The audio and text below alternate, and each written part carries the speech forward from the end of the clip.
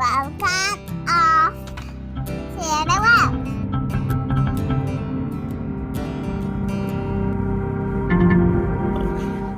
Welcome everybody back to the Off the Rails podcast with Tone and Jems. I'm Tone. That's Jems over there. And we're just here to talk. Just here to have a conversation, fun time, adult time. We had to have an extra one this week, right? Yeah, I don't know why. It always feels like it's been forever whenever we record these things. Well, I think this time it actually has been kind of. It has been a minute. Yeah, because we recorded early. And then, So, but I'm excited. We're having some cool growth with the podcast network. This podcast is brought to you by the Iron Ostrich Network, of which me and Jems are co-founders. Hopefully by the time this episode drops, we have a merch line and things are booming. Definitely, yeah. I mean, I'm super proud of the stuff we've been putting out. Who Shows It Anyway, which you hosted recently, is super fun. Listen, everyone seems to be enjoying that. Bacon Focus with Rich has been a fun listen. The Anomalies are killing it with what they're doing. The Smoking Pot Moms is coming out on 420, which I'm assuming this episode might drop by then. We're recording in the future. But yeah, everything's doing super, super well. We got a couple other, podcasts that are coming out. I'm bringing back, actually, by the time we've probably heard this, the Swiss Army Man podcast is back. Which is where this all began. Yeah, which is where all this began. Yeah. So episode 19, if you want to go back to that it was actually weird. Episode 19 of this podcast of Off the Rails was actually episode 20 of Swiss Army Man podcast that I recorded with Jems, which was the first time we met. So if you haven't listened to that, go back and listen to that. In our timeline, kind of explains how me and Jems kind of became friends, really. I mean, that's kind of the first time we had a real deep conversation, kind of realized we had a lot in common. And was that February of 2020 when we recorded that? Before COVID? Yeah, it's like a time capsule now. Because it was pre-COVID, right? Mm-hmm. So it was January, February, right? I think it was February 17th is when it got released. So we were damn near. Yeah, COVID time. It hadn't made its way too much across the lake yet. Yeah, I don't know that we even mentioned anything about anything on it. I think we talked about kids shows, writing a children's book, and then Blippi dumping on chests. That's all I remember. That is definitely what happened in that. Yeah, Blimpy fucking. I saw something about blimps the other day, and I can't remember where I seen it, but I thought I heard there was only a dozen blimps left. What? Yeah, I'm gonna look it up right now. Okay, so while you're doing that, I'm gonna ask you a question. Have you ever heard of the Subway sandwich shop Blimpies? Yes, 25 blimps. 25 blimps or less. That's it? Yeah. How many of them are Goodyear blimps? That's what the picture shows as a Goodyear. I feel like the consensus is that there are about 25 blimps still in existence, and only about half of them are still in use for advertising purposes. Huh. I mean, to be honest, I can't remember the last time I've seen a blimp. I know. I used to. I mean, granted, COVID happened last year, but Notre Dame did have fans. But you would see the Goodyear blimp flying around the area on some Saturdays. How fucking wild is a blimp? I know. It's so that was supposed to be the transportation of the future, but I have no idea. The Hindenburg kind of fucked that up. Yeah. I think. Yeah, definitely. But no, that's wild. You're literally in a basket that's attached to a fucking balloon. I think it would. I just told Taylor this today, actually, how awesome it would be to ride in a blimp. Dude, I kind of always have wanted to go up in a hot air balloon, but then also I'm not the biggest fan of heights, that unsecured heights, where I have no control. And I'm I feel like you have no control in a fucking hot air balloon. I know that you do, but you kind of at the will of the wind. Right. I I would like to do a hot air balloon, and I think I would be okay with it. And I'm also not super great with heights, but if I have guardrails, like I can walk, it doesn't bother me. Like people, we went to Gatlinburg in November. There's a bridge that goes over a big gorge area, and people are freaking out on the bridge. And Yeah. like, there's walls on each side of this bridge. Whatever. I can't do rope bridges. Can you do rope bridges? I can't Them remember the shits last freak time I me was the on a fuck rope out. bridge. That would be a little more sketchy because it moves. Yeah. But Rope bridges freak me the fuck out, dude. yeah. Like 1,000%. Like, but if it's like concrete, it has like I said, it has guardrails. Yeah. I'm pretty good. Like, I mean, I'd be a little sketched out. Like, that place. Like, I think it's in Chicago.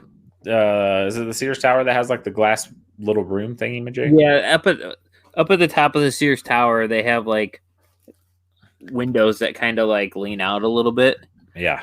So, but it's neat. Like, I don't know. That's kind of. My wife doesn't let our kids like push on rails because like one of her friends like died at a mall. Like the rail broke. So, we were just training in a house at the fire department the other day, and go up these stairs. So they're like old abandoned houses we'll fuck around in, and you go up the top of the stairs, and there's like a guardrail on the side, and you lean down it, and like, ooh. I'm glad I was leaning from the stairs that way rather than anyway over. Well, I always think about that because like, so we have like a walkway up to our second floor, but then we just have like it's just like a fucking little railing. I'm like, if you hit this thing hard enough, this thing's gonna break. Yeah, but like it makes you feel like super secure for some stupid reason. Yeah, like way more secure than you should really feel. And like I was thinking about it because I was like my son's upstairs all the time, but he's probably too small to do any damage to it. Even if he ran full force, nothing would probably happen. But like you're like my kid just plays in that hallway all the time. Like, yeah. If you're not a super big fan of heights, how do you feel about roller coasters? I don't ride them. That's how Hey, guess what? Neither do I. I've ridden them in the past. Yeah. And I'll do it every now and then, but like never anything that like, and I don't think it's that I'm necessarily scared of them. I remember in 8th grade on a field trip, I threw up on one because I went on it right after I ate. So I'm like, what's the point? Yeah. Well, so my thing is like the roller coasters. I'm like, fuck that shit. I'm out. I think it has to do with the fact that, and I don't know how. I'd have to look it up, but so we lived near a Six Flags when we lived in Nebraska, and we were going to Six Flags, and I think like a girl died like 3 days before we were going, or like my brother told me 3 days before we were going that somebody died. And it was on like one of those wood roller coasters. She like, I guess the corner, and she wasn't secured, and she just and fell to her death. And I looked it up. It actually did happen, but how he told me was it just had happened. So I don't know if it had just happened, but I was like, yeah, fuck that shit. The last roller coaster I rode though was at Disney when we went to Disney. But I'm like, for some reason I rationalized it because I was like, it's Disney, so I'm like, they're not gonna have anybody die. You know what I mean? Like I'm like, yeah, that would kill the business a little bit, right? Or nobody would ever hear about it, and your family would make a shit ton of money to shut up about it. Yeah, that's true, and so it's worth it, right? That's worth it. My other thing about like the big amusement parks, like Six Flags, and what the fuck is the one in Sandusky? Busch Gardens. No, there's one in Ohio. It's a big one. It's fucking. I went to it all the time as a kid. God dang it! In Sandusky, Ohio. All the time as a kid. Holy shit! Why can't I think of it? If I speak louder, Cedar Point. Yeah. Cedar Point. So whenever Taylor listens to this, she'll be yelling at she's like, I yell a lot at your guys' podcast because you won't be able to think of something. But she's like, this dumb motherfuckers. That's essentially what it is. But actually, from previous episodes, she's probably calling us the C word. But... By the way, you're welcome, Taylor. Yeah.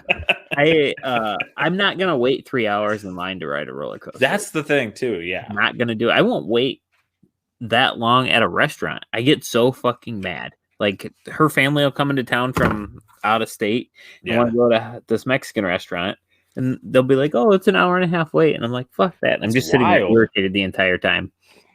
But That's wild. I've never seen a Mexican restaurant with like an hour and a half wait. It's the stupid hacienda. Oh shit, Hacienda is legit though.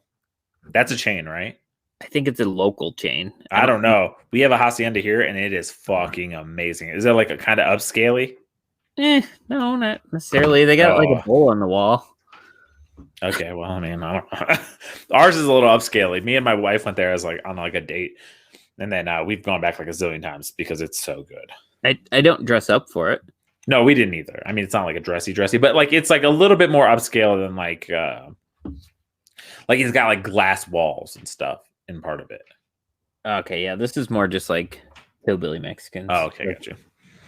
Hacienda, I believe, means house, maybe. Right, I'm sure it's a common.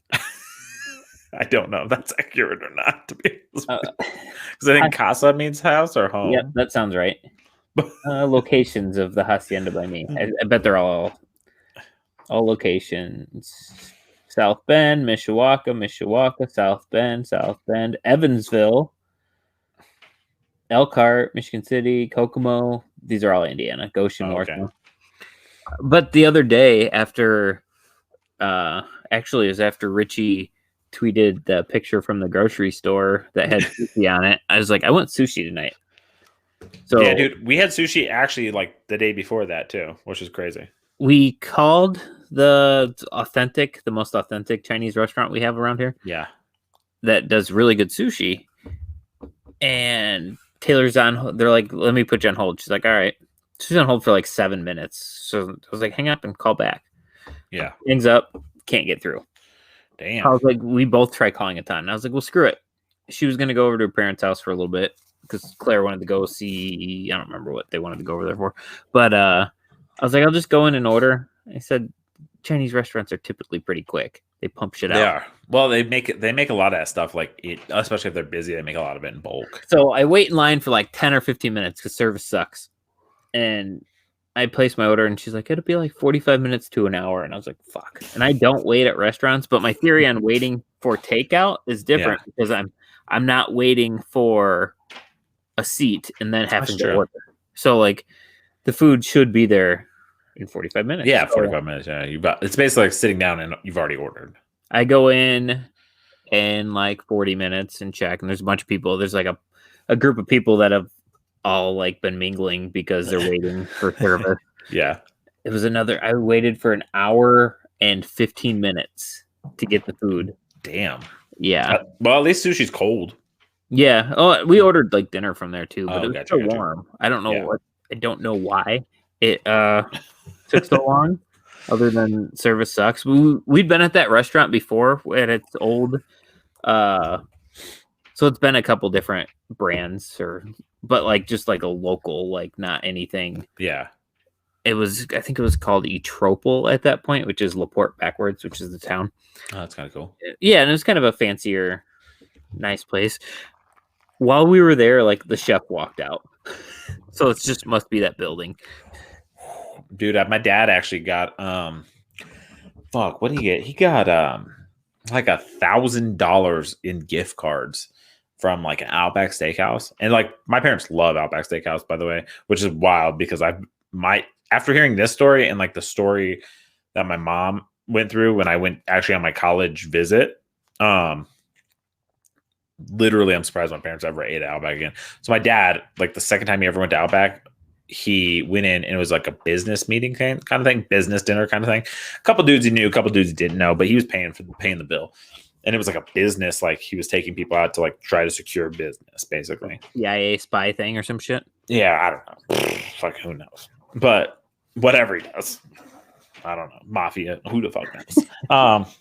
But he, I guess they got a bunch of drinks. They ordered the drinks. He was like, cool. He's like, I want to order appetizers and I think we're all ready to order dinner. So they ordered appetizers and dinner, but they already got their first drink.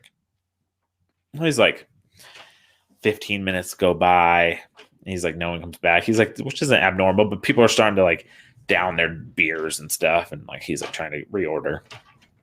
So he's like, he waits another 5 minutes. He goes up to the bar and he's like, hey, I can't find our server anywhere. He's like, is there any way I can like order a couple beers though? And they were like, yeah, we'll send them out to your table or whatever. So beers come out. He's like, we wait like another 30 minutes. So they're like an hour deep. And keep in mind, they ordered appetizers too. Still nothing to the table. And so he goes up to the bar and he's like, hey, he's like, we haven't seen our server in like an hour. And the lady was like, that's weird. Is there anything I can get you? And he was like, well, we ordered appetizers and we're almost all ready for like a third round, basically. And so like she's like, I'll get your drinks and then I'll go check on your appetizers. So they send the drinks out. He's like an hour 30 later, like the bartender comes over and is like, can we take your order? And he was like, we already gave you our order, gave you appetizers. She's like, your waitress just quit right after she took your order. Didn't put any of it in, just dipped. So like, so he's like, I guess everyone was pretty chill with it, I guess. And so like 2 hours they waited there. They went through like 3 rounds and finally got food. And like the owner, I guess, like came out and gave him like paid the entire bill, footed the entire bill, was like, it's on us.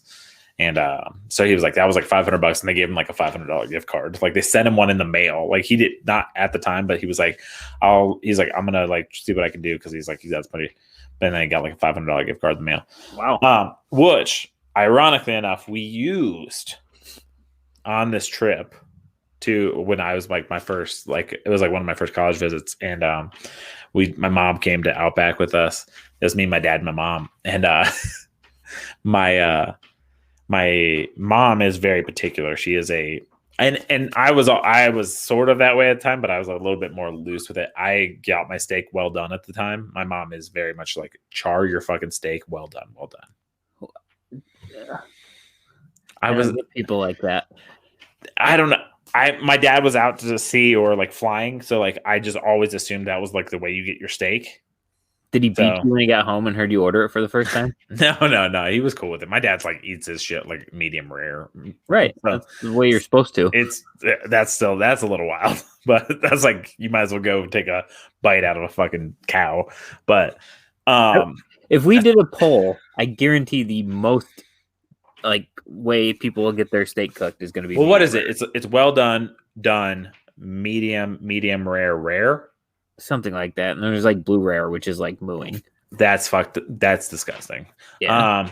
I'm like probably like I usually order my steak now medium, just because I'm like, I feel like every time I've ordered my steak medium rare, I've gotten rare, and I'm like, that's my line. I'm like, no, I'm not doing this. I'll eat it medium rare, but like, so if I order medium, I'm giving them like the leniency to fuck it up a little bit and make it kind of done, but also make it a little undercooked, and I'll eat it anyway.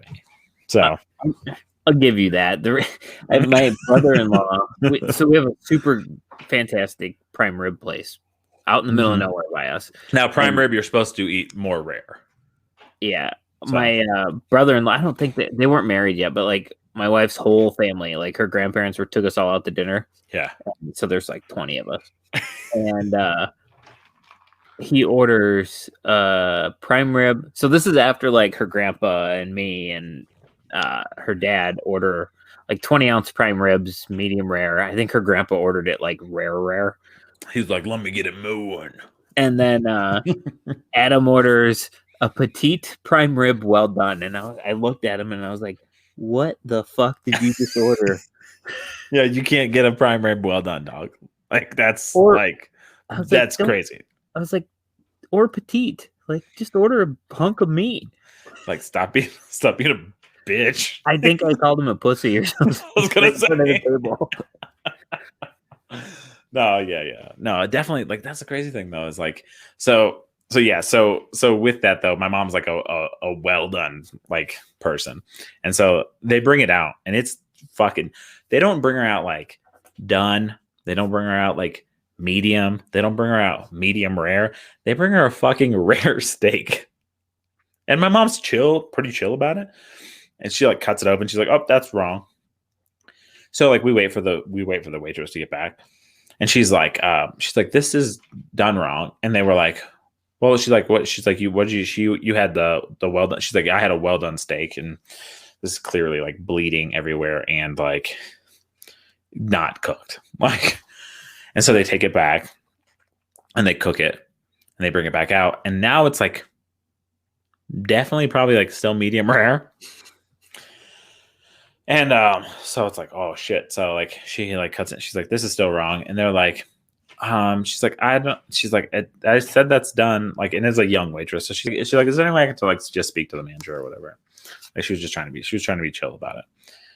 The manager comes over and she goes, well, ma'am, she's like, that is well done. She's like, the reason it looks like it's not well done is because you're sitting under these pink lights. And my mom was like, you're fucking crazy. like what the fuck? And my mom's bleeding. My mom's a 0 to 100. Like she'll be super chill, or like you just get to the stupidity level, and my mom would be like, "You're fucking dumb." Like, and like it's like real quick. And so like yeah, so she was like, "What the fuck?" She's like, "This is clearly wrong. I want you to remake it." And the lady was like giving her a hard time. She was like, "I'm your customer." She's like, I asked for a well done. She's like, literally, I'm asking you to burn my food. Like my mom's like lighting her up. She's like, I don't care. Like she's like, you can't undercook it, overcook it. Like, dude.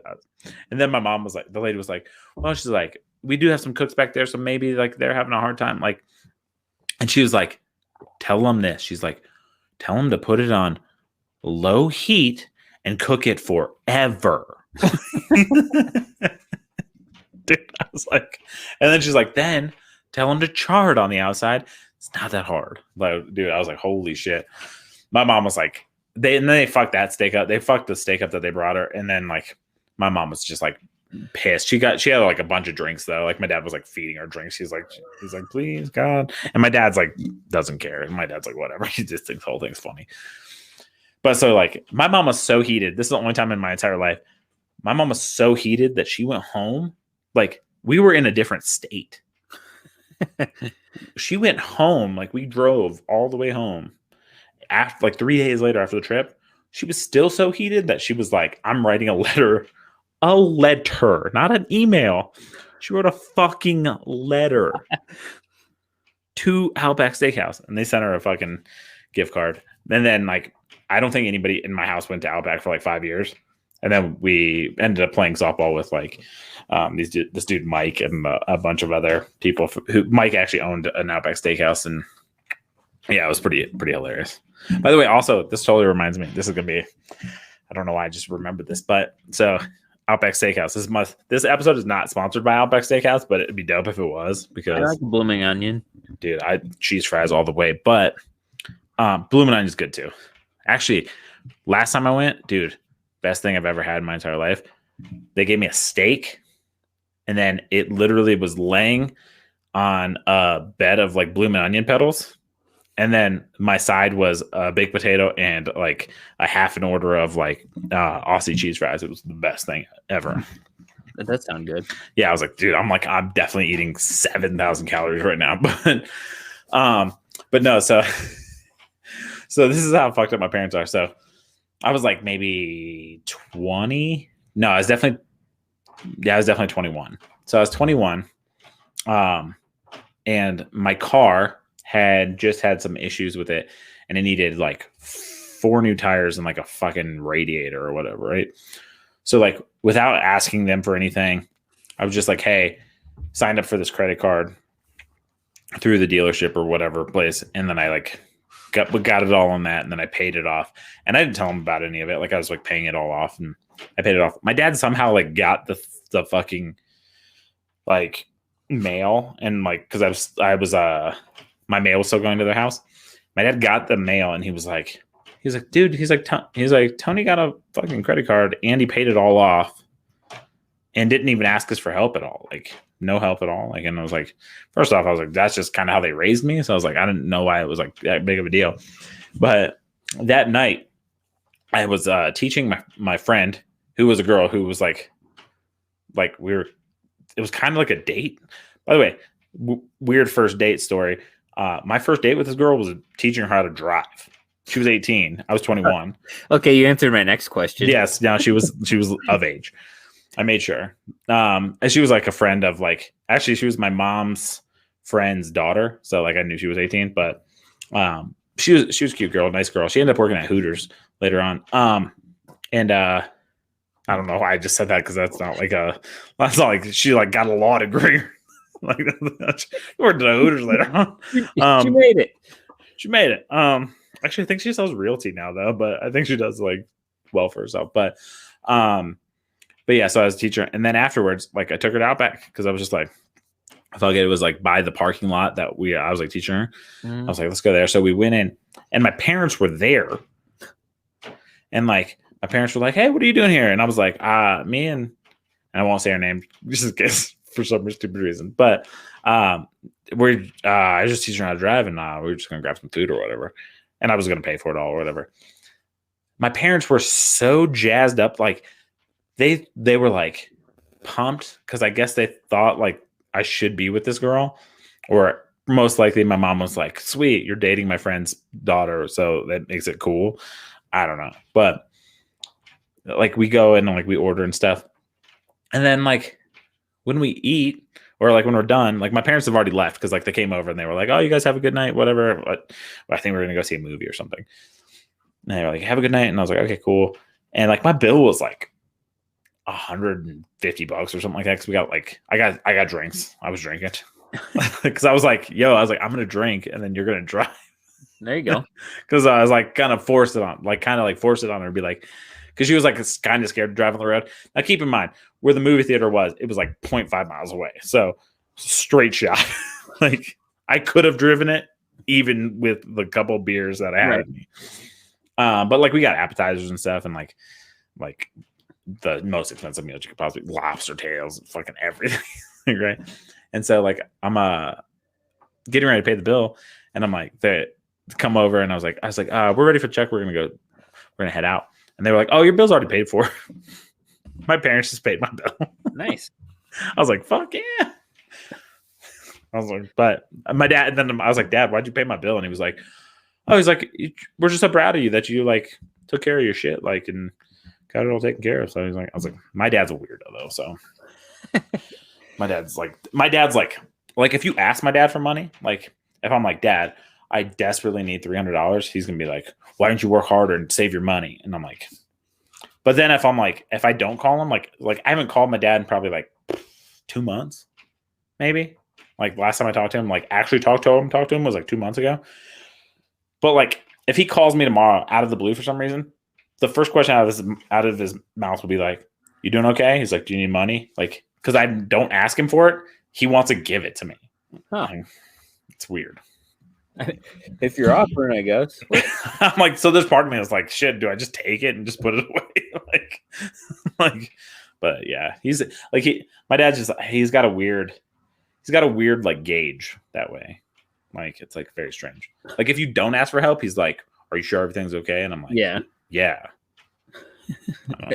He's afraid you're gonna have to move back in. Nah, fuck that shit. No. So Taylor is really good about when we're wronged at a restaurant or somewhere. She won't be like, she's not a dick there. Yeah. But she'll email, like she'll send an email, a strongly worded email afterwards. Yeah. Usually it ends up the word. huh? No. It usually will end up in like free entrees or some shit like that. Yeah. That will get us back with, and like she doesn't do it unless like they earned that email. Yeah, for sure. But for our wedding, we were going through Men's Warehouse, which I believe is a national chain. By the way, they're dog shit. Yeah, well, you'll appreciate this. And so our wedding party had... I've dealt with them 3 times. Every time has been dog shit. Yeah. Our wedding party, I think there were 7 groomsmen. It was a big wedding party. 7 groomsmen, me, my dad, and her dad needed suits, and my nephews. I have twin nephews that were the ring bearers. By the way, this is the khaki suit? In the pictures? Yeah. Yeah, khaki colored suit. By the way, So, interesting choice. I don't know if you picked that, but I was like, khaki color, huh? Okay. What was the actual color? I It don't looks remember. it looks khaki, but I was just like, I've never seen that color for like a wedding. Yeah. I didn't choose anything. I didn't buy it. Looked good. It didn't bother me any. But No. You look great. I was just like, khaki. I've never seen khaki. we Usually also it's like wore cowboy black. boots. You wore cowboy boots? Yeah. My wife wore cowboy boots to our wedding. So Yeah, all the bridesmaids wore cowboy boots, but they were like fucking up I should probably bring her down to tell this story. Dude, But, I'm down. They were fucking up my nephews or something, and she made the woman at Men's Warehouse cry. Yes. And like a week before our wedding, we had to switch To somebody else? Yeah. I'm texting her right now to see if she wants to come tell us. Dude, that's hilarious, though. That's so. Were you able to? You were able to find some place like last minute like that? Yeah, there's a place in LaPorte that was able to knock it out. Damn, that's awesome. That would be my fear. So when I got married to my wife, because we did a small wedding because it was both our second marriages. I wore like, actually I have the pants right here. So wear them. So they're actually these pants right here. Okay. So they're this color. They're like a tan. Mm-hmm. Don't ask me why they're on the floor over here. I was doing laundry earlier. I was like trying to get stuff done on the computer, and I was like, it's fucking gonna die. But I wore those. I wore like a regular shirt and then like just a suit jacket and Vans to my wedding. Nice. I was like, sweet, it's dope. I wore, yeah. By the way, most expensive Vans I ever owned too. They were like $150. Wow. I think I've worn cowboy boots in 2 weddings. I think 2 or 3. I think I only probably have about 1 more wedding I'm gonna have to be in. Trying to think, but I'm not sure what I'll have to wear for that one. My one buddy was already married once, but I think he'll get married again with a real wedding because the other wedding wasn't super real. I thought you were about to be like, he's gonna get divorced and then. Oh no, we were like pressuring him to get divorced for a long time. Oh shit. No, he was a Marine. Okay. Or is a Marine. I mean, he was in for 4 years, 5 years, whatever. And like his wife was super cool at the beginning and stuff. And then like we started noticing weird things. And she'd been previously married to, I believe, another Marine or an Army guy or something. She's got a type. And the type that's not home often. Yeah. I don't remember exactly what happened, but a couple of my buddies went and peeked in the window at her ex-husband's house, and she's just sitting there chilling, like she was staying with him because she was supposed to be staying with his parents while he was deployed. Damn, because that's where they were living, and she like got in a fight with his mom and went and stayed at her ex-husband's house. That's not good. I think this was before their kid was born, and so like we had told him, but he don't believe. Yeah, you're not gonna believe it. Then they had a kid, which was obviously his. Like the kid looks exactly like it, which is good. That's good. And then I went off on her at a party. I don't remember what set me off, but I started calling her Katarina. Her name was Katarina. Nice. Yeah, and everybody thought it was funny and agreed with me, except for her. And I think this was before Taylor and I were married, or no, I think we were married, but like I don't know if she realized what she got into at that point. But so then they went back to California, where the fuck they were living at the time. Yeah. And he got her pregnant. She got pregnant again. And wasn't his? So about a year after this kid was born, they were going through a divorce finally. And it came out in the divorce that the kid number 2 was not his. That's tough, man. I always feel bad for those people. I felt bad. I make jokes about it all the time now because he got the girl's name tattooed on his forearm, and his ex-wife was with him when he got that tattoo, and then he had to get it covered up. Damn. Yeah, that's not good. Yikes. That's fucked up. I mean, those kind of situations are just. But I mean, like when you don't know it's your kid, like that's like because like. Think about how much you invest in your kid in the first like year and a half. Right. Like all the bonding and shit. And even for the kid. I mean, it's fucked up. One, that's going to be your mom for the rest of your life. So clearly not. Right. She's fucking terrible. I hate her so much. That's so bad. He knows too. I mean, I'm sure. Like, I mean, when you're that kind of person, you're just like, yeah, that sucks. This kind of situations are garbage. Damn, that sucks. But yeah, weddings are. I don't think I'm gonna need to be in another wedding. I think my buddy that just got engaged will be the last one. Unless they make like new friends, or I have a couple friends that I don't know if I'll ever get. Well, married. like I was just thinking, I was like, well, so like I know some of the anomalies dudes will get married probably, but I mean that's not a wedding I'm gonna need to be in. Right. Like might go to it, Right. depending on the situation or whatever. But like, yeah, I was like, I don't think I have anybody else that I need to be in a wedding for. I can't. But I guess you always make new friends sometimes, so I don't know. Yeah, but like, what's the odds that at our age that we're gonna meet somebody that isn't married? Right. Especially being married dudes. Right. Yeah, I don't know. I suppose my brother could get married, but I think Courtney was already married once. I don't know. Yeah, I don't know. That's so kind of weird. Yeah. Yeah, it's a strange thought. You like knock out all these weddings you're in your 20s or 30s. Yeah. But I have the Men's Warehouse storyteller here. I'm excited. Men's Warehouse. I'm excited for this. Shop local. Shop local. Shop local. You want to just pull up a different chair? You can go ahead and go. Okay. Oh, I don't know if I remember it all. Hello. Hi. How's it going? Good. How are you? Doing good. Let's introduce you because I tell everybody your name. I'm Taylor. I'm Jared's wife, Yes. but I guess no one calls him Jared on here. Yeah. Yeah. We had I think at one point somebody was like, I didn't even know that was your name. Yeah. So. Yeah. Yeah. He usually just calls me wife. Oh, makes sense. So when he says Taylor, I like do a double take. I'm like, who is that? That's not me. That's funny. So when you're listening, are you like, what the fuck? Yeah. Yeah. So Men's Warehouse. Yeah. I hate that place so much. I do too, by the way, just for the record. Okay. I've dealt with I'm them 3 not gonna times sponsor you and now. every time it's been garbage. All 3 times I've had to like get a suit from there for a wedding, been garbage experience. Yeah. So we got married young, so we're just like, hey, let's go where we're gonna get a good deal for our friends. And so we went, we picked out everything. They were super nice and super helpful. Great, whatever.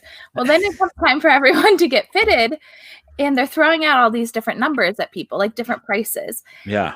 And his twin nephews were going to be ring bearers, and they tried to charge them the same amount as an adult suit, which doesn't make sense at all. Yeah. No.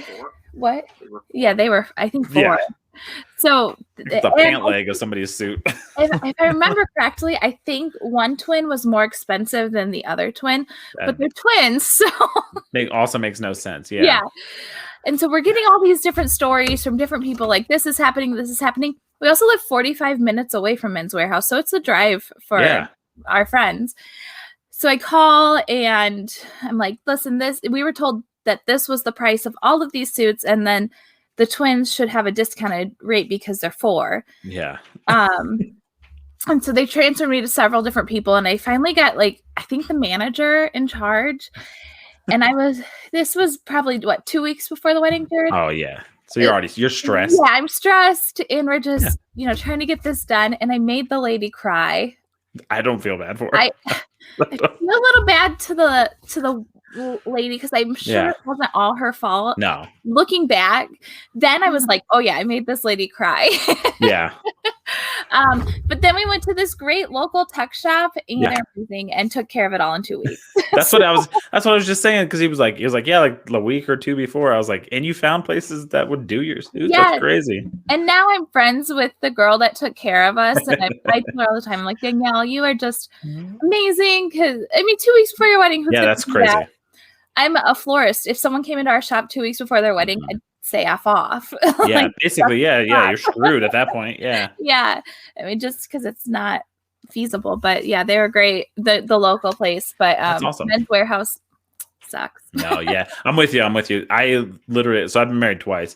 The first time I got married, dealt with Men's Warehouse, and it was just terrible.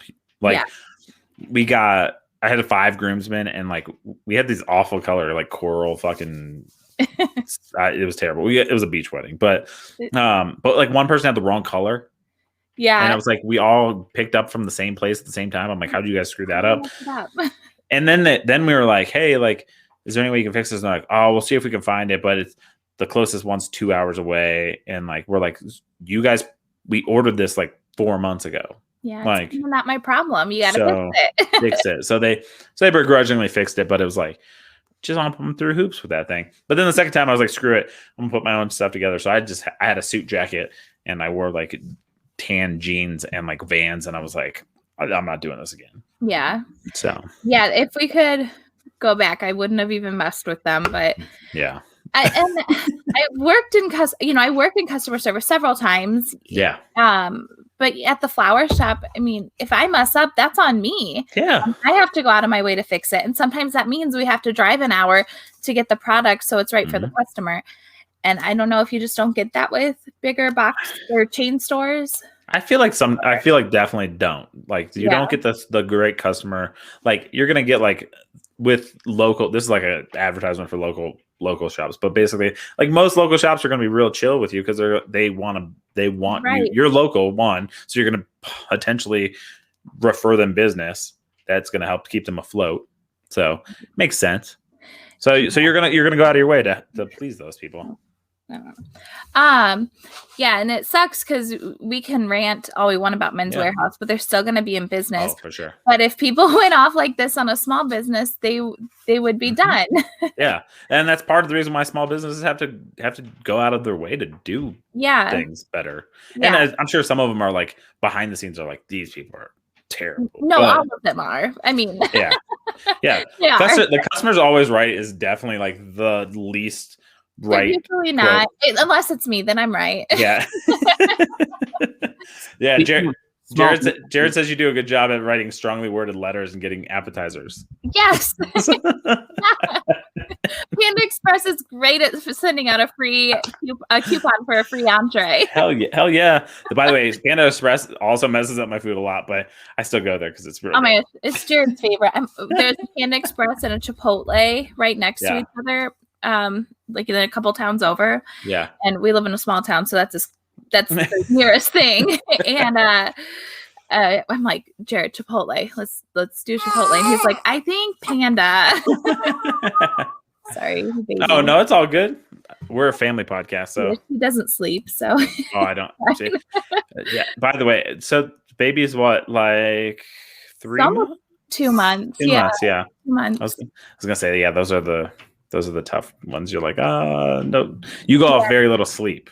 Yeah, and you take for granted like how easy your first is, even if they were a difficult baby, just because you don't have anyone else to take care of. Yeah. And this time I'm like, Claire, just go play on your tablet. Let me take a nap. For sure. Yeah, dude. I just had we just had friends that are having kids, and they were like, what's like the number one thing that you'll like suggestion? And I was like, my number one suggestion is don't give your oldest kid tablet all the time. And they're like, what are you talking about? And I was like, no, save it for when you really need it. Cause then they'll actually be like, sweet. Like, I know. And they'll play on it for longer. Yeah. Cause we have friends who like give their kids tablet all the time and they're like, here you go. And like, when you really need it, they're like, I'm bored with this. And they're like, like, now what? Save it for the special occasions. Like when you need a nap. Yeah. We do it with our son when we go out to dinner. Cause we're just like, it's the only way he's going to stay quiet. Just sit him in front of the tablet. Yep. But I don't know how people did it back in the day though. Like, I mean, like, could you imagine like, and this is like how we go off the rails. So I'm giving you the full experience here. Could you imagine being in a covered wagon with like a 2-month-old going across the country with no highways? What did they do? They were very imaginative. And but, like they had like cocaine in their cough syrup back then. True. So That's true. Think he has a cough, okay? That's definitely true. Yeah, they definitely put him down. And I mean, knock the kid out for a little bit. And being a little morbid. They didn't. Those kids didn't live very long sometimes. No. Which I question isn't always dysentery or some other thing. Some parents just were like, nope, I can't do the crying. This one's a bad egg. It just happens sometimes. They didn't have technology back then. They didn't know. I appreciate you telling us. My kids, I wouldn't like get rid of any of them, but sometimes they suck. That's the thing. That's how you know you're a true parent. Is like, I know like when I meet a first time parent, because they're like, I love my kids, they're great, and I'm like, you don't have 2 kids for sure, because if not, you'd be like, I love my kids, but sometimes they suck. I remember growing up, my mom would tell me, she's like, Taylor, I will always love you. That's like never question.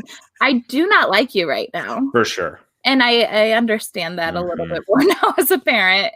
Yeah. Cause like, and you guys still have like, you guys have a couple tough years coming. You got a almost 4-year-old, right?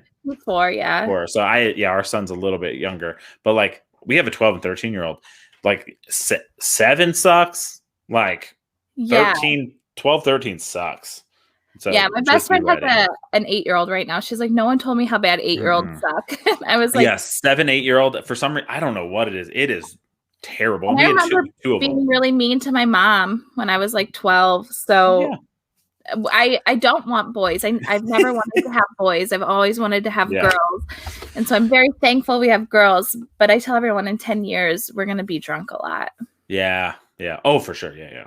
Yeah. And we screwed up because like we have like a 12 and 13-year-old and we decided to have a kid 10 years apart from that. But he's like the sweetest boy ever. But like he's also like terrible. So yeah, my youngest sister is almost 20 years younger than me. So I think Jared was telling me about that actually. Yeah, we talked about it. My parents, so the age gap is different. But my daughter's aunt is only 5 years older than her, so they're really close and get to have that. But I get the age gaps. Yeah, that's wild. Yeah, I mean, it's kind of weird that your sister could potentially in the future like be like partying with your daughter. Like when they're like 21, 26. That's it'll. That's wild. They're both rule followers, so I hope they stick with it. Yeah, definitely. You'd be like, no, you guys got to follow the rules. Go. Yeah, they both are very conscious about the rules. So as long as they stick with that, we should be good. But yeah, I mean, kids could be rough. It's all a crapshoot. Like I've with kids, especially like you're like, okay, like you have this thing where like you're like it's weird. So like I have a 13-year-old daughter. I'm like 5 years from now, you're an adult. There's not a chance in 5 years you're going to learn the things you need. Just not a chance. Like, and then I realized like because we moved around a lot because my dad was military. Like so, I'm like I think of like my age when like where we were when my dad was like that age, and I'm like I thought you had everything figured out, and I definitely know now that you had nothing figured out. No, I think about all that. I think about that all the time. I'm like. My parents didn't know what they were doing. They were winging it too.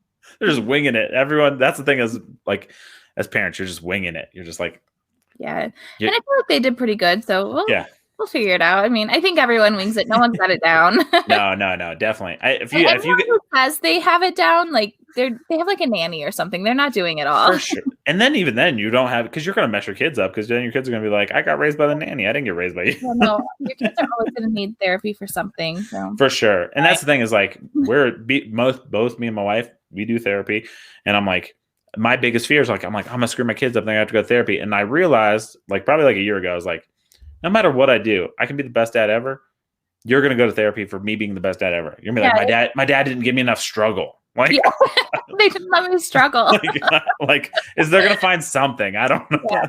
Yeah, there's always something, and everyone can benefit from therapy. So no, yeah, for sure. Therapy's great. I love therapy. It's especially like for like I think like moms in general, like not like that seems like dads are like got it figured out. We don't have shit figured out. We're idiots. But like the stress that like moms go through is like the most ridiculous. Like I don't know how like you're like you work and then like you're a mom and then like your kids never want dad 95% of the time. They're always like mom. And then you're like, hey, I just want to give you a hug. And they're like, I love mom. And you're like, okay, I get it. Like like relate.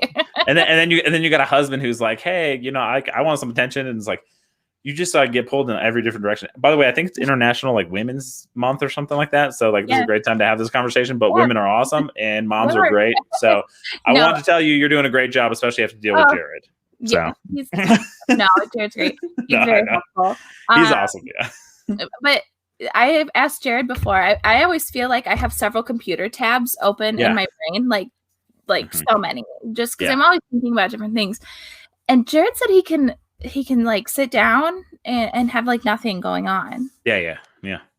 I do, but I don't. Like, so like sometimes I'm like I would express like I probably have like 5 computer tabs open, but then then so there's times where I'll sit down and I'm just like you're sitting at a desk and I just like, my brain's like, just knocks everything off the desk and you're like, okay. Yeah. Like it's like, but like, yeah. So it's weird. I mean, like I go a million miles an hour, but then it's like, also like I can come home from work and sit down for like 10 minutes and just lose 10 minutes. Yeah, I feel like you can do that too, right? Probably longer. Probably yeah, longer.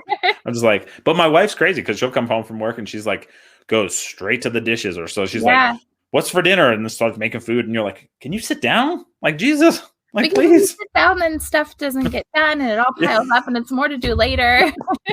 Yeah. So I like cycle. Yeah. So like you, my wife, like all the moms and like wives up to do. I don't know how you guys do it because I'm like, my wife exhausts me just watching her do all the stuff she does. Like I'm like, I do a lot, but like you do like a zillion things. I'm sure she would appreciate hearing that. It's always nice to hear that. I'm sure. I've probably tried to tell her to do that, and she's like, yeah, she's like, whatever. Yeah, well, we blow it off, but it means a lot.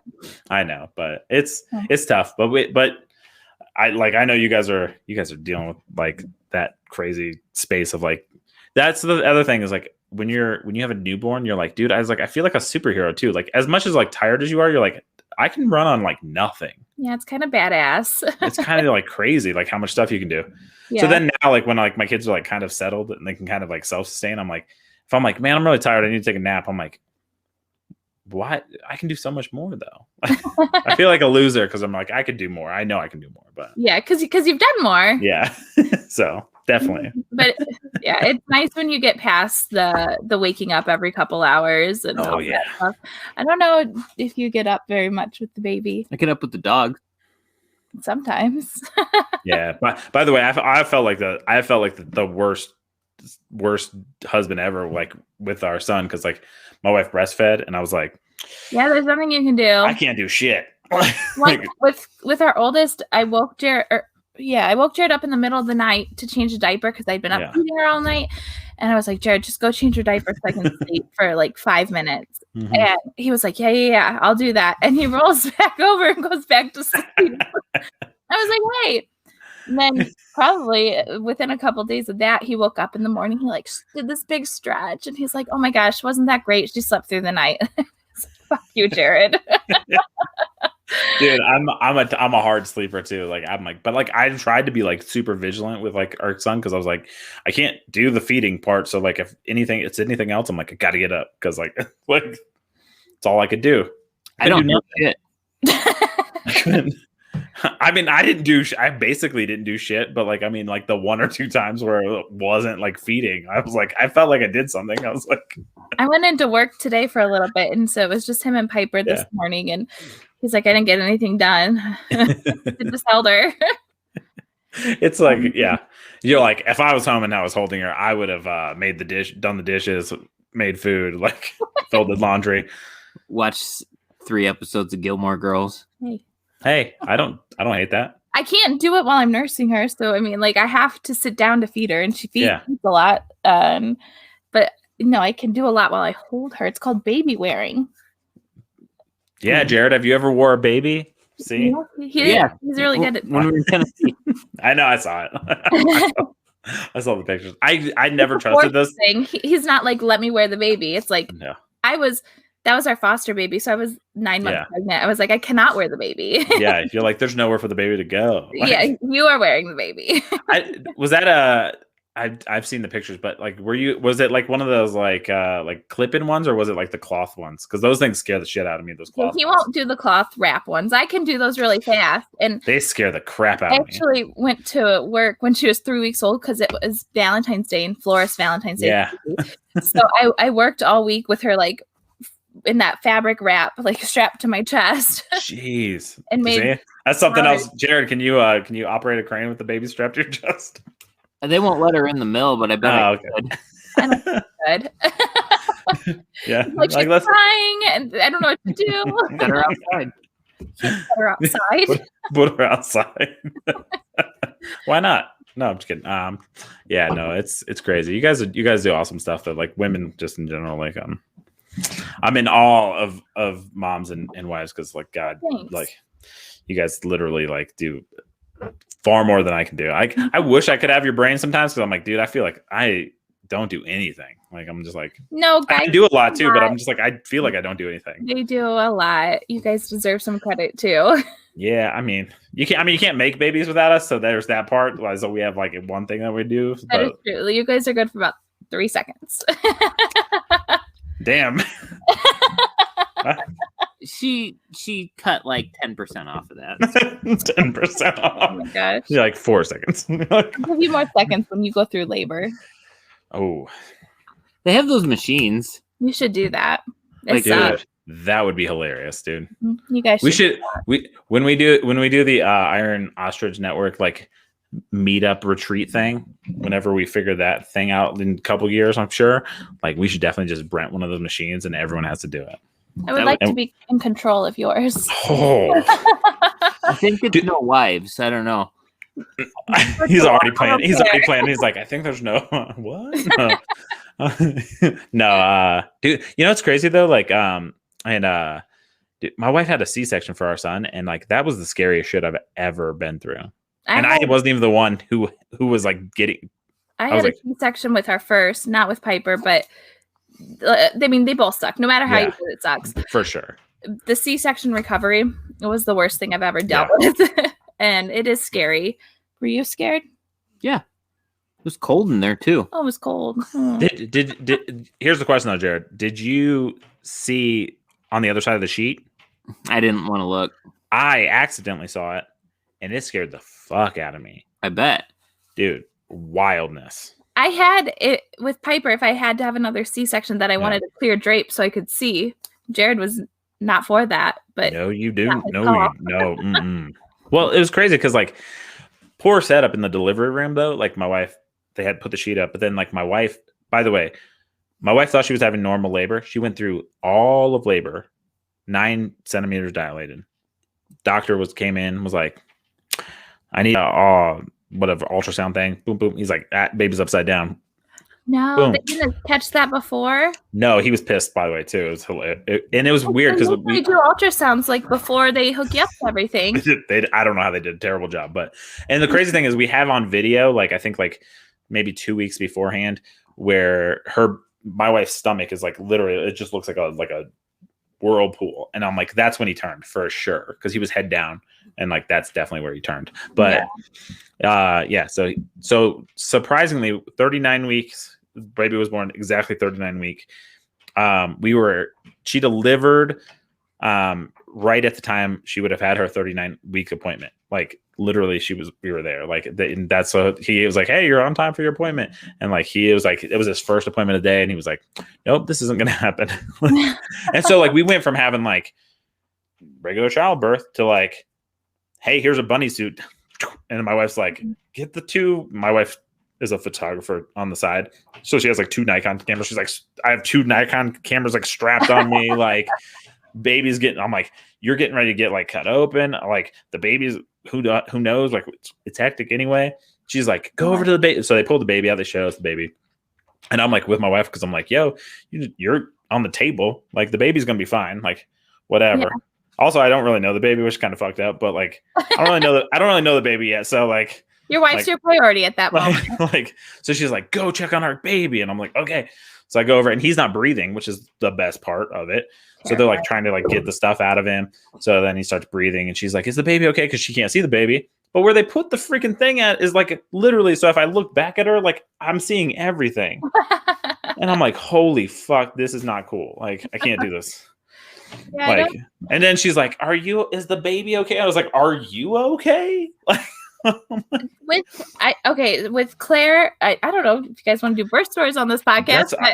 Why not? Claire was induced because I had gestational diabetes, and I was in labor for 48 hours. Holy crap. I pushed for 5 hours, and she was stuck. Like you could see her head. And I could see the top of her head. And so then they wheeled me in for a C-section. And I was so tired from being in labor that whole time. I don't really remember Claire being born because I was so tired. I remember them showing her to me and asking to do skin to skin. And then I said, I think I'm going to drop the baby. Can someone take her? And then I fell asleep. Damn. I don't remember anything. But with Piper, I mean, it was a lot quicker, only 10 hours, only pushed. Only 10 hours. Yeah, only 10 hours, which I was happy with. I mean, that's a lot. That's a lot better, but yeah, only 10 hours. I was just only 10 hours. Don't worry. Yeah, no, that was great. And like my epidural had worn off, so I felt everything, and even that was better. Like, and they put her on my chest, and the first thing, or they pull her out, and the first thing I said is, "She okay?" Because I didn't hear her cry right away. And it's just, you have a baby, and you don't even think about yourself. Your mind instantly goes to your child, and I think that kind of embodies what parenthood is you could be cut open or bleeding or whatever, and is my kid okay? Yeah, it's wild. Yeah, I mean, my first daughter is from my first marriage, and when she was born and like she came out, like I was like, I will say the whole time, I mean, I was ready to be a parent, but like, and it wasn't like a mistake, like we were trying to have a kid, but like but it was like weird. I like the whole time leading up, and I read all the books and stuff, like, but like I was like, I don't know, I was like, I don't really feel like a dad. Like, I mean, like, it's like whatever. Like, obviously, like, but then like the second like the baby pops out and they like hand to you, you're like, oh, like, yep. Here we go. The rest of your life just was like, I don't know what I did beforehand. Like, I don't remember a time you weren't here now. Like, I've heard that a lot with dads, so they don't really feel that until the baby is like here Earth side, where moms, I mean, since they carry the child, maybe get that connection a little bit sooner. Oh, for sure. Yeah. I mean, I think that was true for me. I don't know about. I'll say for the first one for sure. I think that like the following children, I was locked in, but like it was like that first one. You're like, I don't really know what it's like to be a dad. I'm not a dad. Who knows? But like I kind of knew after that point. But yeah, man, childbirth's crazy though. Like, yeah. This second pregnancy was weird though, because we had a foster child for 6 months of it. Yeah, that was different. Yeah. That was hectic for It was a lot. I don't suggest having a newborn while you're pregnant. No. Which is probably why it's not biologically possible. Yeah. Dude, that's crazy too. I was just literally talking to somebody the other day. So my job like takes me in and out of stores. But like this lady was like, my mom had 26 kids. And I was like, what? And she was like, yeah, she had her first kid at 18. And then she had her 26th kid at. Oh, wait, biological 26? Biological, no twins. She had her last kid at 45. I was like, your mom was basically pregnant her entire life. That's like a TLC show. I'm like, that's what I'm saying. I'm like, holy crap. I thought. And the craziest thing of all of it, right, was all of them. No, wait. Was it her grandma? Maybe it was her grandma. Oh, okay. So it was her grandma, actually. Just kidding. So her grandma had 26 kids, 18 to 45. And she never had twins, which is crazy. But also all of them but one, and the last one was a girl. All the other ones were boys. Ew. Like 20, like it was like 25 terrible. Boys or some shit like that. It's like, holy crap. Like my nightmare. Oh my gosh. But like by the time you get to 26, you're definitely like, well, it's another boy. Yeah. So my sister that's so much younger than me, so I have a middle sister too, and she's 4 years younger than me. Yeah. And so when my parents found out they were pregnant with Megan, everyone was like, Tony, that's my dad's name is Tony. Yes. I knew I liked your dad. This could be your boy. Like you could finally get a boy. And he was like, honestly, I know what to do with girls. I know how to handle girls. I don't want a boy at this point. Yeah. My grandfather had 4 girls, and they said my mom's the youngest. And everyone, they always tell that story. They were like, oh, everyone's like, when we had her, because she's like, I think they had like 3 basically in a row. It was like, I think they're like 1 year apart each. And then like my mom was like 5 years later. So it's not that bad. It's like an 8-year span, but it's like, she's a little bit younger than all the other ones. And they were like, it could be the boy. And he's like, I know. Yeah. I know how girls work. Yeah. That's exactly what my dad said. He's like, I have my garage where I could go out and like do my own thing if I need to. I can handle girls. He's a pretty good girl dad. Cause we grew up on a farm, so we had to do like all this stuff. I remember like shingling a roof with my dad, and but like we also did the stuff in the house. So I guess there weren't those like typical gender roles. By the way, I think that's like the best way to be raised, because like my dad's not like an overly like dude like guy, but like he knows how to like do enough, and like he taught me all like the guy stuff to do, and like we watched sports and all that kind of stuff. But he was also out to sea a lot because he was military, and he was flying. And so like I got raised by like my mom and like my grandma. So it was like Mhm. I learned about all like the women stuff and like to have emotions and it's fine to cry and all that kind of stuff. And so I think it's definitely a good balance. Like worlds. I mean, I hope that's how we raise our kids. That's what I'd like to do. I mean, I probably do. I mean, I think you have to. That you don't do necessarily, like the woodworking and stuff. Yeah. Because I had to do all that with my dad. And yeah. I mean, balance. I definitely think a balance is good. I mean, you have to have that's just in general in life. Like you have to be a balanced person. If you're if you're just like one side, you're just like, why aren't you like a full person? Like, yeah. So I think it's important to teach your kids that for sure. I mean, I don't know. Like I said, we're gonna screw them up anyway somehow, but we are. I mean, it's inevitable. That'll be something. They'll be like, remember that time? Yeah. Like, remember that time you did this thing? And you're like, what? It's always gonna be something that you never think of either, which is the best part. Exactly. I'll bring up stuff to my mom, and she's like, I don't remember that. And I was like, I remember it very vividly. Yeah, dude. Yeah, same thing. Like some of the stuff that I'm like, I've like literally like shaped who I was as a person. Like I'll bring up like, and my parents were like, I don't remember that at all. And you're like, what? And then they're like, remember that trip we went on and like it cost us all this money? And I'm like, nope. But doesn't that make you nervous about like the stupid things your kids are going to remember? Where you're like, oh shoot, I wish they wouldn't remember that. Hopefully this just goes over their head. You're like, please don't put that one in the memory bank. Yeah, that makes me nervous. I'm like, what is Claire remembering that I'm hoping is not a big deal? We're screwed because she doesn't forget anything. Yeah, no, our kid remembers everything. Well, I mean, that's She's like, remember exactly 17 days ago when you said we would do this? Dude, I have 2 kids that are like that. And then I have one that doesn't remember anything. That's great. So I'm like, holy shit. Remember anything? The middle? Yep. Yeah. Doesn't remember anything. Like you could be like, this morning, I was like, hey, remember to do this thing before we leave the house. 3 minutes later, we're walking out the house. Hey, did you do that thing? What do you mean? I'm like, 3 minutes ago. 3 minutes ago. Like, that's how my middle sister is. Like, what are we doing here? Head in the clouds. Yeah, my son remembers everything though. That kid will like, and if he knows something about something, he'll tell you about it. Like, it's like he is super big into like Spider-Man and Venom and all that kind of stuff. He'll tell you about everything. Yeah. And I'm like, where did you even learn this?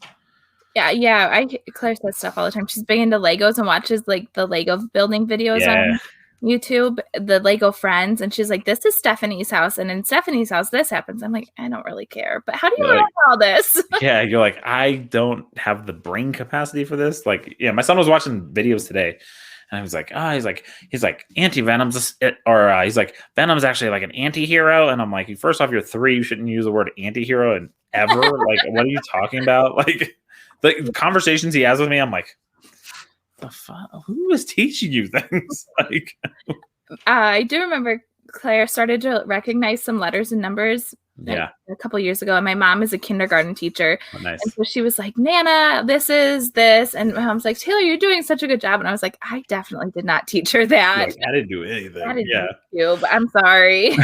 Well, it's crazy too because it's like it's that like give the kid a tablet, not give the kid a tablet thing. It's like I think it was Gary V who like said it, that I heard it, and I was like, oh, it kind of makes sense. He's like parents who are like, we shouldn't give our kids technology because it could ruin them. He's like, they're going to grow up in a world with technology, so why not just give them technology? There's definitely benefits to it. Obviously, you have to monitor it and screen limits. Obviously, all that.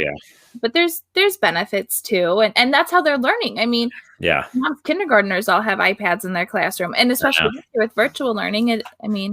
That's what they're doing. Yeah, virtual learning changed everything. I'm like, by the way, also craziness. I know you guys live where it's cold too, or it gets cold. We had a snow day the other day. No clue why. I'm like, can't kids virtual learn now?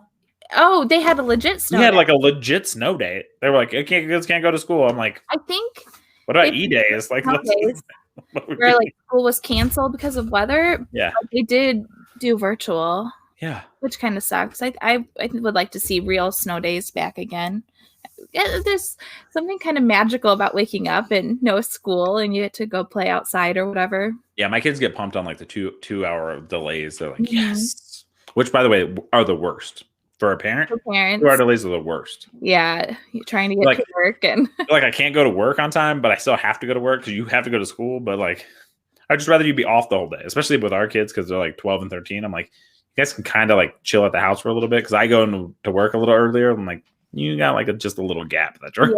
Like, but no. That's the good thing. We live in the school district where my mom teaches, so I think I can always just drop off my kids with my mom if I need to, and she'll be in school. Like, yeah, that's the best way to do it. I mean, yeah, I can't imagine not living around family to help. It's tough. We talked about moving somewhere, and I'm like, what? I don't trust anyone to watch our kids. So what do we do? Yeah, it's crazy. Same thing with us. My wife's like super like particular. She's like, I don't know. And like we have 2 people that watch my son.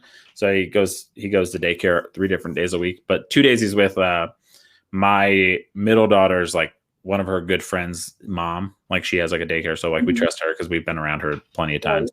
And then our realtor, the lady who sold us our house, she took her kid to this lady that we watched our son forever. But like recently she just does once a week. But her daughter is actually just like broke the school record for like scoring points for basketball. But like, so like they've become family basically because like, and like our son's the only kid that she watches now. So it's like she used to watch like multiple kids, but now she's like, I'm going to stop doing it. But she's like, I'll continue to take him. Like our first babysitter we had for our daughter was my best friend's mom, and she had run a daycare for 30 years. Oh, nice. And so it was just obvious, like our kids would go to Donnie, and she called it Donnie Town, and she'd do all these crafts with them, and she's amazing.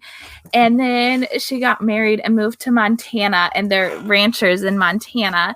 And I sobbed for that Donnie was leaving because, well, I grew up with her, so she's kind of like a second mom. Yeah.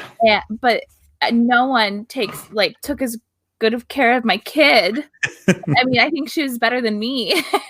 Yeah, it's weird how like you send them home with Mother's Day and Father's Day gifts, and you do really become family with these people that watch your kids because you have to trust them with your kids. It's crazy. Yeah, I like it's like nuts. It's like I know like people are like, oh, it takes like a village, and I'm like, kind of part of me is like, I guess, but like collected village. But then sometimes it is like, I mean, you're legitimately like, I'm like, if something were to happen. Like, I mean, like my, like that lady who's like, daughter just like plays basketball. She's going to like, she got a full ride scholarship to go to college near our family, like in a different state. And we're like, well, sweet. When we go by, like, we'll definitely like stop by and like, we'll bring you like care packages and stuff. Cause it's like, they're family basically. Like, it's like, that's so it's like, it is weird how like you become like, I mean, but you have to, because you're like, I'm leaving you with like the most important thing. Yeah, exactly. Yeah. It's wild. It's a wild life. It is. Jared, you want your chair back? I don't care. So did you, how do you rate your off the rails experience? Like, it's good. I sometimes can't listen with Claire because of the swear words, but does love, and it's okay. I mean, we swear in front of her, and she just knows like there's certain words she can't say. But I do try and limit it. But she loves when I pick her up from school or something, and it's still playing, and she's like, "Oh my gosh, that's my dad!" Yeah, it's so cool. Like I seeing the pictures of her, like in like that you posted, like it's like she's doing a podcast. She does podcasts all the time, and if you can't find Jared, she's like. She goes, is he doing a podcast? Yeah. Is he in class because he's taking all these classes? Yeah. Or is he pooping? Those are the only 3 options. I don't know why she doesn't say work. Apparently I don't do it enough. Yeah. Huh? I notice if I'm at work sometimes for a couple hours. Yeah. Oh, that makes sense. Yeah. She'll be like, hey, wait a minute, where's Dad? You're like, Dad's supposed to be home. So he's either podcasting, work, learning, or pooping. Yeah, that's the only 3 possibilities in her mind. It's fair enough. I mean, it's all 3 at the same time. All 3 at the same time. Yeah, you can only see this far up on the camera. I mean, you technically are in the bathroom. This is eventually going to the bathroom. So I mean, kind of does work. Like, that's hilarious. I'm gonna let you guys get back to it because I'm gonna go to bed. Oh, I don't blame you. She's rocking our old business shirt too. Oh yeah, but nice. It's old. It's like holes all over it. Dude, for the record, this is like 11 o'clock at night. Yeah, it's later. Yeah, it's 11:30. Yeah, it's 10:30 for me. But so Jared said, "Is that the shirt for the those the pies. Dude, those he showed me. I was like, those things look amazing. They were. Every week he's like, you should start making that. They looked amazing. I was like, holy moly! Like it was fun. I liked. I love small businesses. Obviously, we've talked about that, but I like the community and doing all the shows. I love event planning. So like getting to plan weddings and all of that was so much fun, but it's a lot of work. Oh, I'm sure. And with kids and all that kind of stuff. Oh yeah. Yeah. When you have kids, there's no time, but him and my mom were talking today. He's like, we should open that back up in like Gatlinburg or something. Yeah. That would do really good in Gatlinburg, I'm sure. I'm sure it would for someone else. Yeah.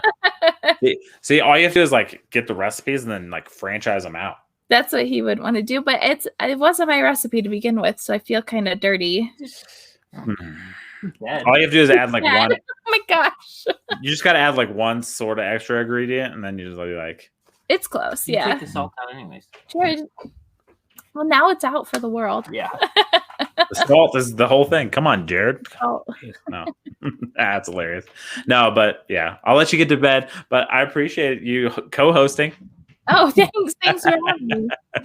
And we got a baby. Yeah, Piper. Oh, she's awake. Piper. All right, well, have fun. I don't know. I'm all tangled in wires. It's a fire hazard down there. Good thing it is. Tell the good thing you got a firefighter. We had to get fire extinguishers for our home study for DCS, and I was like, is the firefighter good enough? It barely wasn't good enough for the CPR. They're like, you have to have a first aid class. I was like, I have more than that. And they're like, well, it doesn't quite qualify. They made you take it, didn't they? No, I didn't have to end up doing it. I had That's to like crazy. Yeah, they were gonna make me take a first aid class when I have almost an EMT thing. That don't make any sense. Yeah. Love love you. Thanks. That doesn't make any sense. That's crazy how that works. You're like, I'm overqualified for this. Yeah, and it was all virtual when she did it, but it was like a painful virtual thing. It was like tap their chest and like do the chest compressions on the computer. Oh my God, that's wild. Yeah, you're like, I actually did an actual class on this. Right. Dude, yeah, like I'm glad I don't have to do that. Dude, that would suck. Yeah, that was awesome. That was super fun. Super fun. We got the other half of Jems. Yeah, TEMS. I guess that would be her name, right? Yeah. TEMS. You should just start calling her TEMS. I just call her wife. That's all I refer to her as. You're like, TEMS over here. Jesus. No.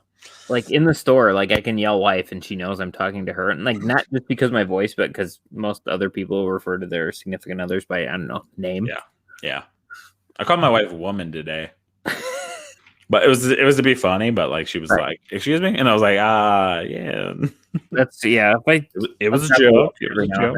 Yeah. I guess that's a bad, like, yeah. There's a good quote. I'll drop a woman every now and then. Dude, I mean, it's kind of weird how like that word, I'm like, that's what you are though. I mean, come on, man. Like, I don't take offense to that. Yeah. I mean, I guess I was like, back off me, woman. That's what I said. Right. But to be fair, I feel like I was in the right. I haven't eaten anything all day. It was like I did a bunch of podcasts today, did a bunch of stuff, got done, came home, did another podcast, went out, got my kids, dropped two of them off, went to go watch my daughter play basketball, came home. My wife was like, I'm going to go pick up groceries. She was gone forever. And it was a call-in grocery thing, but I guess we're just behind. So I was like, I think I had to record another podcast, which I'm going to have to edit later on. But like, I was like, well, fuck it. I was like, I'm probably not even going to eat dinner anyway by the time my wife gets home. So I was like, I just got a bowl of cereal. And so I'm eating a bowl of cereal when she gets home with the groceries. And she's like, why would you eat a bowl of cereal? We're about to have dinner. And I was like, I haven't eaten anything all day. And then she was like, you're an idiot. And I was like, back off me, woman. And then she like, I feel like that was fair. The fair drop. I thought you were going to end that with when you were talking about how hungry you were. And you were like, well, I wasn't in the wrong, even though I said, hey, woman, make me a sandwich. Nah, I'm not that crazy. But I am eating fucking Sour Patch Kids right now. But told you anything. I cut dairy. I actually did end up cutting dairy out like a week and a half ago. So, Oh shit! I'm also like half-ass intermittent fasting. So I think I've lost like 6 pounds since I started doing it. I'm down like 4 pounds, I think. So I feel a little better, but I'm gonna start up. I think I'm gonna get the DDP Yoga app. I have a couple of the discs. I did it a couple days. I need to figure out what I want to actually do. Like I need to. My mom has the disc I want. Like it's the only one she uses. She's like, I kept it because I was gonna do that one. I was like, have you? She's like, no. I'm gonna get the app because I think when I was looking at it, I was like, this kind of makes sense for me to get, but I don't. I was like, people have rave reviewed about it, and I'm like, okay, cool. Yeah, I did it before, like for a decent amount. I did it for at least a month once, maybe 6 weeks, and I lost some weight and stuff. I'm gonna try to get like a 6-pack and shit though. Like I'm gonna try to get like lean. Be like, I think I just want to drop like 30 pounds and be back around 200. Before I was a little more ambitious, where I was like, I want to get down to like 180. Dude, if I got to 200 right now, I'd be so happy. That's what I was like looking at pictures just at 200 pounds where I thought I was fat. I'm like, I didn't look terrible. No, I mean, you said you're like the same height I am, pretty close. So, I mean, like 6 foot, 5'10", 5'11", 200 pounds is pretty standard. Yeah, and I can't remember. I was probably 200 pounds at the beginning of last year. So like, it's not like it's. Dude, I was 174 pounds like 2 years ago. Uh-oh. Is this going to be the time?